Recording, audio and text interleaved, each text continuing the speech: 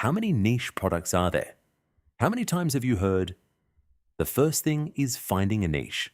My advice is stick to something familiar. The problems you encounter, either in work or life in general, the solution to that problem could be your starting point. If you're on the problem-solving path, you will have to work out the best and easiest way to solve the issue. Is it a spreadsheet, a tutorial, a course, or templates? The product path should determine the tools you need.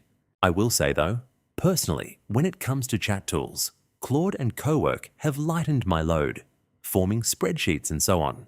It doesn't just throw a whole heap of words and lines for you to put together yourself.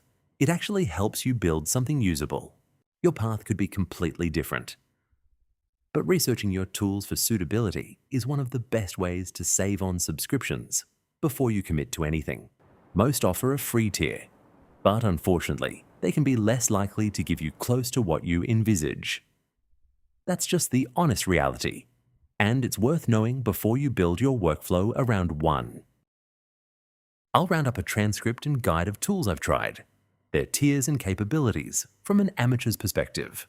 Real experience, no guesswork, just what I actually found.